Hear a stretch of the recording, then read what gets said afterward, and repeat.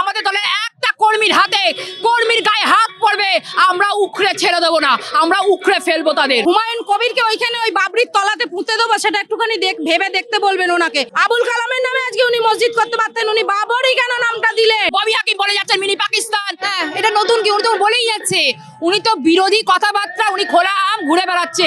এই কথাটা যদি অন্য জায়গা থেকে আসতো এত করে গ্রেপ্তার কেন, তার বাড়িতে হামলাও হয়ে যেত, কিন্তু সে খুলে আম ঘুরে বেড়াচ্ছে এবং একের পর এক থ্রেট তিনি দিয়ে যাচ্ছেন। কেন এই বাংলার প্রশাসন কত ঘুমায়? এখন কি মমতা বন্দ্যোপাধ্যায় ঘুমায়, তার সরকার ঘুমায়, তার পুলিশ কি ঘুমায়? এই সময় তিনি দেখতে পারেন না যে একের পর এক, এর আগে হিন্দুদের তিনি জলে কেটে ভাসিয়ে দেবে, একের পরে হিন্দুদের এই করে দেবে ওই করে দেবে, তিনি একের পর এক বিরোধী কথাবার্তা বলে যাচ্ছে এবং আমাদের দলের নেতাদের বলছে তিনি মেরে ফেলবেন, পুঁতে রাখবেন। কোথায় হচ্ছে বিচার, কি হচ্ছে কি, বাংলায় কি এইভাবে চলবে? উনি আগেই ভাবুন তারা কত বড় নক্কারজনক কথাবার্তা বলতে পারে, শুধু এটা বাংলা বলেই সম্ভব, এবং এর পুরোপুরি মদত দিচ্ছে মমতা বন্দ্যোপাধ্যায় এবং তার সরকার।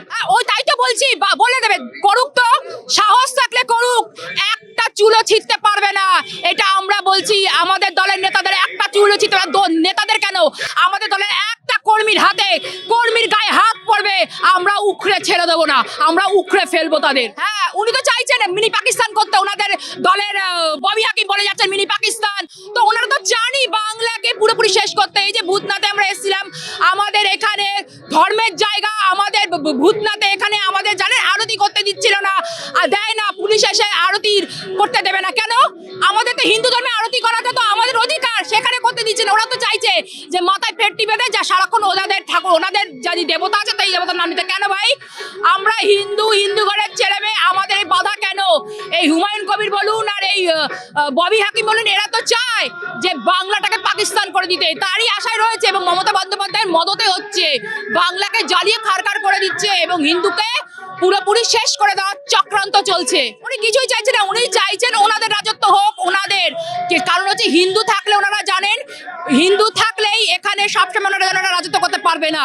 আর হিন্দুরা জেগে আছে, হিন্দুরা ঘুমোয়নি। উনি ভুল বলছেন, উনি এত বড় সাহস যদি বুকের পাটা থেকে সামনে এসে বলুক আমাদের, আমরাও দেখুন কত বড় কত কি করতে পারেন। ওই মিডিয়ায় দু তিনটে বাইট দিয়ে ওনার কিছু হবে না, আর আমাদের দলের একটা কর্মীর হাতে গায়ে যদি হাত পড়ে আমরাও ছেড়ে দেবো না। অর্জুন সিংকে উনি পুঁতে দেবেন না, আমরা ওই গিয়ে ওই হুমায়ুন কবিরকে ওইখানে ওই বাবরির তলাতে পুঁতে দেবো, সেটা একটুখানি ভেবে দেখতে বলবেন ওনাকে। ওনার এত বড় ক্ষমতা হয়নি যে আজকে বিজেপি কর্মীকে উনি ওখানে পুঁতে দেবেন। ওনার যদি অতই ক্ষমতা থাকতো না, উনি অনেক কিছু করে ফেলতে পারতেন। আজকে মমতা ব্যানার্জি ওনাকে যে বের করে দিয়েছেন, এই যে বি টিমটা তৈরি করেছে একদমই হুমায়ুন কবিরকে দিয়ে, ওখানকার মুসলিম ভোটগুলোকে উনি তুলতে চাইছেন আর চালাকি করছেন যে আমি হুমায়ুন কবিরকে বাদ দিয়ে দিয়েছি। উনি বলেন কি করে এইসব কথা?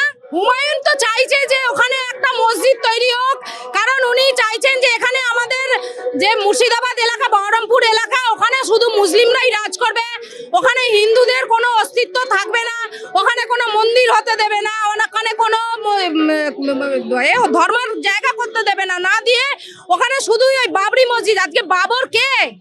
আজকে বাবরের ভারতবর্ষের জন্য কি অবদান রয়েছে?